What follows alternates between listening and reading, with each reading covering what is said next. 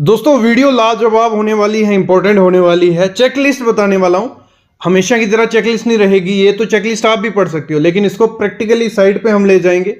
और रीइंफोर्समेंट जो होती है, स्टील जो है वो कॉलम का है, किसी भी चीज का है, उसको चेक क्या करना है। 20 चीजें as a civil engineer, fresher civil engineer client आपको जो चेक करनी होती है वो मैं बताने वाला हूं। टाटा प्रोजेक्ट की ये यूज की जाती है, टाटा यूज करता है अपनी साइट्स पे ये चेकलिस्ट, सामने आप देख रहे हो। तो सबसे पहले एक साइट इंजीनियर को चेक क्या करना होता है, तो ये सब चीजें पिक्स की हेल्प से आपको समझाता हूं, बेसिक समझाता हूं। पहले देखो, जो आपका लैप होता है कभी भी इस तरीके से नहीं देना है। सब इंजीनियर को पता है कि क्या बता रहे हैं सर, लेकिन आपको ये बेसिक से स्टार्ट कर रहा हूं। तो लैप इस तरीके से आपको नहीं देना है, क्लियर। आपको देना है स्टैगर्ड करके। मतलब स्टैगर्ड कैसे होगा आपका, एक लैप ऊपर आना चाहिए, एक नीचे आना चाहिए, एक यहाँ एक यहाँ। और जोन होता है इसमें, जो सेफ जोन होता है जहां पे फेलियर के चांसेस कम होते हैं, वो होता है ये जोन, बी जोन। मतलब कॉलम के सेंटर में होता है मोस्टली ये जोन। मैं आगे बताता हूँ कितने बाय कितने पे छोड़ना होता है आपको। तो जो ये इस तरीके से आपके सारे लैप आने चाहिए, आगे पीछे आने चाहिए, लेकिन जोन 2 में आने चाहिए, जोन ए में नहीं आने चाहिए, जोन बी में नहीं आने, जोन बी में आने चाहिए। और इस लैब के सेंटर से इस लैब के सेंटर तक 1.2 इंटू डी होता है डिस्टेंस, इतना होना चाहिए दोनों के बीच, क्लियर। फिर हम आते हैं ये मोस्ट इंपॉर्टेंट चीज जो आपको मैं जॉगल का समझाने वाला था। जॉगल आपको किस तरीके से देनी है, इंटरव्यू में पूछा जाता है। तो जॉगल का जो आपका ये होता है, ये ऐसे आया सर, ये जो इतना ये है, ये 6D होना चाहिए। कितना, 6D। अगर आप सोच लो 10 mm, ऐसे तो 12 mm के ऊपर का सरिये को जॉगल किया जाता है।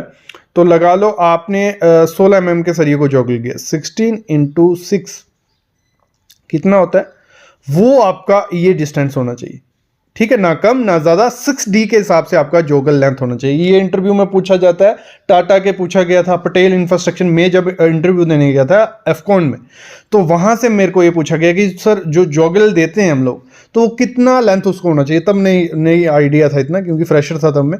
तो 6D के हिसाब से हमें जॉगल लेंथ देना होता है, ये याद रखना। फिर हमारा जो मैं लैब का बोल रहा था आपको, लैब हमें बी सेक्शन में देना होता है। LY4 LY2 मतलब 3 मीटर अगर हमारा वो है, ठीक है, तो उसको डिवाइड कर देना है। L हमारी लेंथ हो गई 4, तो उतना ये जोन ए होगा हमारा, 3 को डिवाइड करेंगे 4 से, और ये जोन LY2 वो ये जोन होगा। इस हिसाब से हम उसको कैलकुलेट करते हैं। तो ये हो गया हमारा।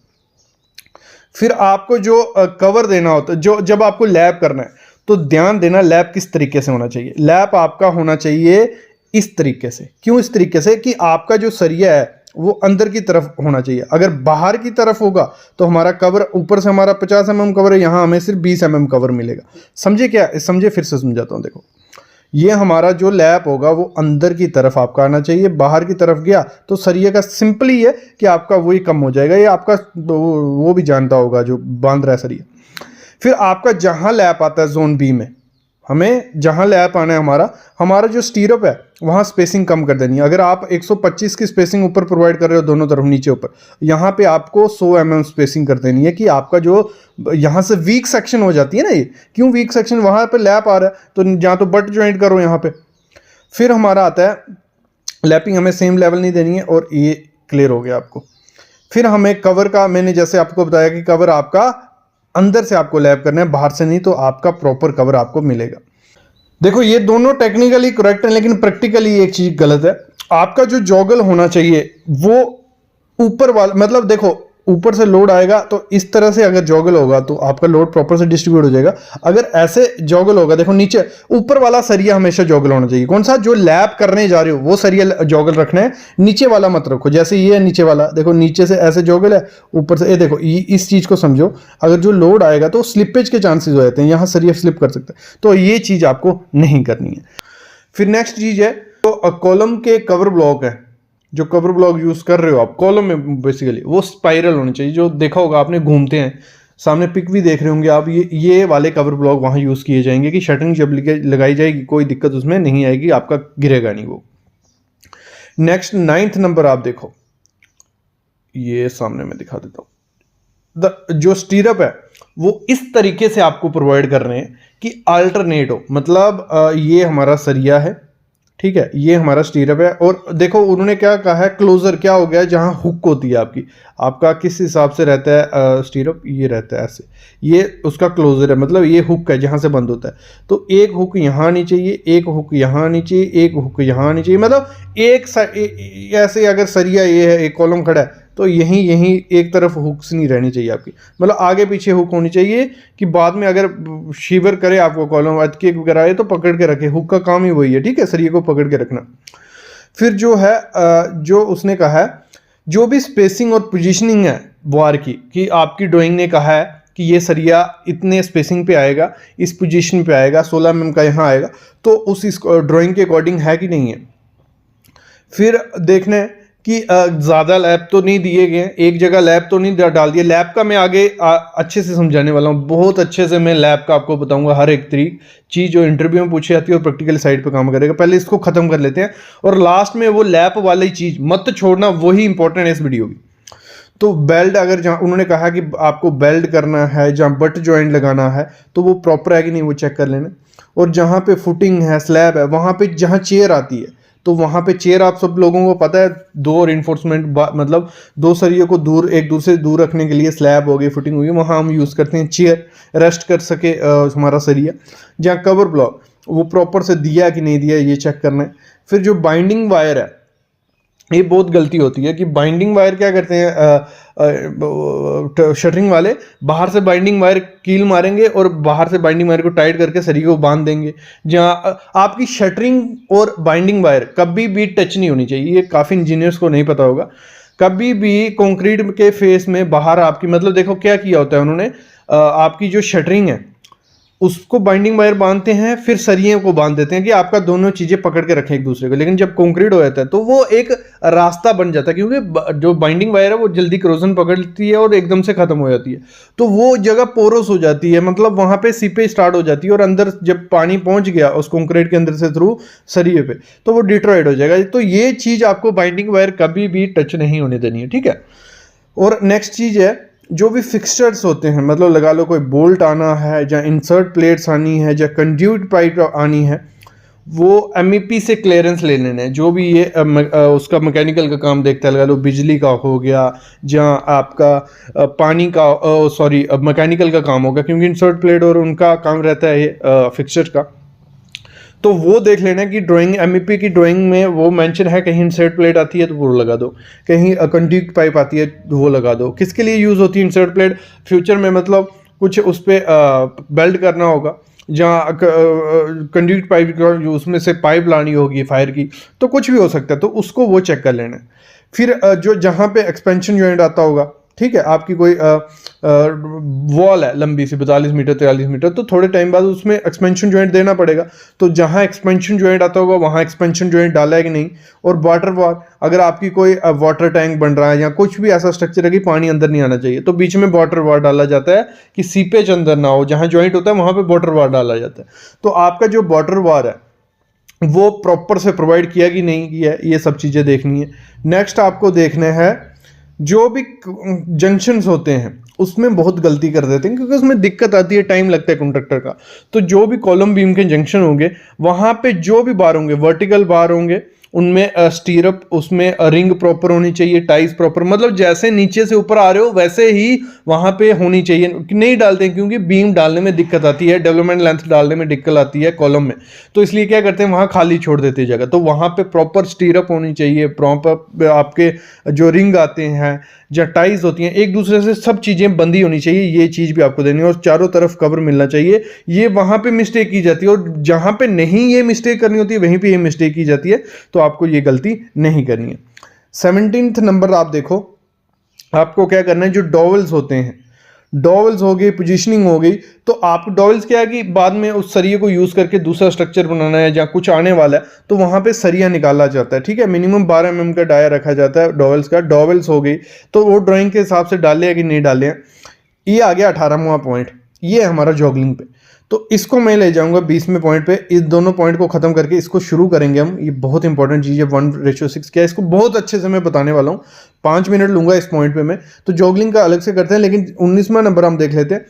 जो भी इंस्पेक्शन रहेगी पहले वो कंसल्टेंट, देखो क्लाइंट हमारा टाटा वाले चेक करके चले जाएंगे क्योंकि क्लाइंट हमारा वो है, उनसे करवा लो। फिर जो भी रेक्टिफिकेशन देते हैं कि यहाँ पे कवर नहीं है, यहाँ पे बाइंडिंग वायर है, यहाँ पे, वो चीज़ें कर लो। फिर एक बार उससे चेक करवा लो, फिर कंक्रीट होना चाहिए। अगर उसने रेक्टिफिकेशन दी, आपने कुछ सही नहीं किया, तो वो दोबारा से स्ट्रक्चर तोड़वा सकता है आपसे। ये चीज़ भी देखना। 20वां पॉइंट हमारा सेफ्टी नॉर्म्स, SHE प्रोसेस जो रहता है सेफ्टी के हिसाब से। यहाँ कंक्रीट करने के लिए आपको इतना भाड़ा डालना है, मतलब खड़े होने के लिए जगह बनानी है, जहाँ से रास्ता खराब है। तो जहाँ भी स्टील बांधा जा रहा है, कंक्रीटिंग होगी, वहाँ पे सेफ्टी नॉर्म्स के हिसाब से आपको पूरा करना है, उसको चेक करवा लेना है, फिर आपका कंक्रीट होगा। तो वो कहा है जो भी टेस्ट, जो भी मटेरियल आता है, सरिया आया, ठीक है, जितनी टाइम बार सरिया साइड पे आता है, जो भी लोट आएगा, मतलब आपने मंगवाया 10 टन मंगाया, 20 टन मंगाया, या 2 टन मंगाया, 1 टन मंगाया, हर लोड का टेस्ट होता है। वहाँ पे सैंपल भेजा जाता है। आपकी लैब है, खुद की लैब तो ठीक है, नहीं तो हर अलग जगह लैब में भेजा जाता है, टेस्ट किया जाता है। जो स्टील लाया जा रहा है, क्या वो उस क्वालिटी का है, ठीक है। उन्होंने मेंशन किया है कि आपको टाटा स्टील यूज़ करना है या जिंदल पैंथर यूज़ करना है, तो वो उसको लाया जाएगा। 1 मीटर का सैंपल काटा जाता है, उसको बेंड किया जाता है प्रॉपर। तो इस पे टेस्ट पे अलग से वीडियो है, वो मैं टेस्ट का नहीं बता रहा हूँ, लेकिन जो भी मटेरियल साइड पे आएगा उसको प्रॉपर से टेस्ट करना है, भले वो स्टील है या बाइंडिंग वायर है। क्लियर। ये पहली चीज आपको चेक करनी होती है कि उसकी जो रिपोर्ट है वो देखनी है कि वो टेस्ट जो हुए वो सही से हुए नहीं हुए। नेक्स्ट चीज देखो क्या है, जैसे ये 3rd नंबर वाली देखनी है आपको, मैं एरो भी लगा देता हूँ आपको इजी हो, कि जो स्ट्रक्चरल ड्राइंग है, क्योंकि हमारा जो काम होता है, देखो 2 टाइप की मोस्टली हम एग्जीक्यूशन में यूज करते हैं सिविल इंजीनियर, स्ट्रक्चरल और आर्किटेक्चरल ड्राइंग, ठीक है, ये जो कंस्ट्रक्शन के रिलेटेड, एग्जीक्यूशन के रिलेटेड। तो इसमें रिवीजन आती रहती हैं चीजें, मतलब रिवीजन क्या है, पहले आपको एक ड्राइंग आएगी, उसमें आपको लगा कि ये चीज़ कम है, आप वो डालोगे आर्किटेक्ट, उसको बोलोगे स्ट्रक्चर इंजीनियर भी, सर इसमें ये कम है, तो न्यू ड्राइंग आएगी, उसको रिवीजन बोलते हैं।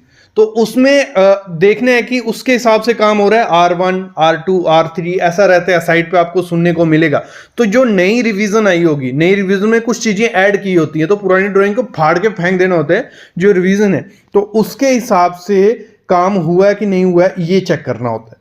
नेक्स्ट 4th क्या देखना है आपको, जो भी हमारा वो है BVS, हमें साइट पे काम करवाने के लिए जो स्टील होता है, बार बेंडिंग शेड्यूल करना पड़ता है, तो वो चेक करना है कि उसको बना लिया है और अप्रूव्ड हो गया कि नहीं हो गया। क्योंकि आप एज ए कॉन्ट्रैक्टर, मैं बता रहा हूँ आपको, आप कॉन्ट्रैक्टर, ठीक है, और टाटा आपका क्लाइंट है, तो आपको पहले बार बेंडिंग शेड्यूल आपको बनाना होता है, फिर टाटा को देना है। टाटा के इंजीनियर उसको चेक करेंगे कि आपने BVS सही से बनाया। जब वो सिग्नेचर स्टैंप आपको लगा के दे देंगे, फिर आपको काम स्टार्ट करना होता है। तो वो चेक कर लेना है कि वो अप्रूव्ड था कि नहीं था, ठीक है।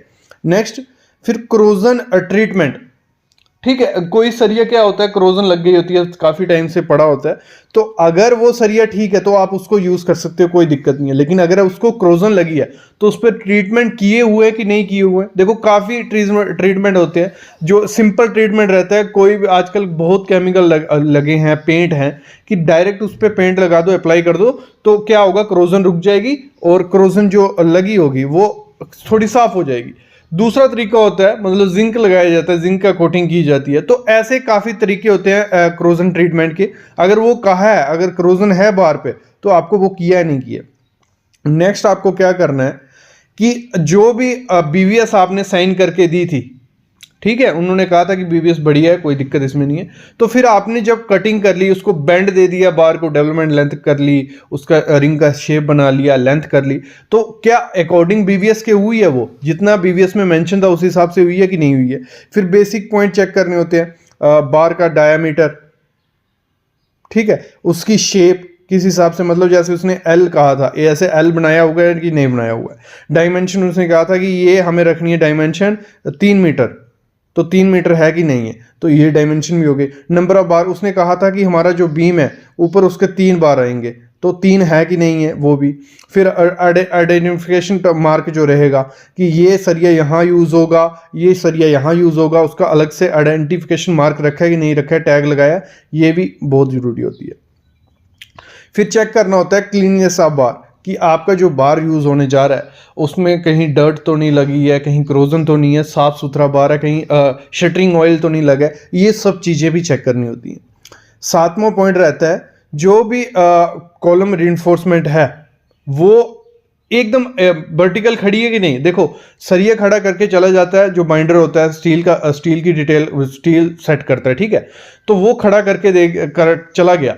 फिर शटरिंग वाला आया, शटरिंग वाले ने अपनी शटरिंग शुरू की, तो थोड़ा हिला दिया, तो आगे पीछे अगर हो गया होगा तो दिक्कत होगी। तो कॉलम की रिइंफोर्समेंट जैसे शटरिंग होती है उसके बाद भी आपको क्या करनी है, उसकी अलाइनमेंट चेक करनी है, प्रॉपर कवर है या प्रॉपर वर्टिकल है, ये चीज़ भी देखनी होती है।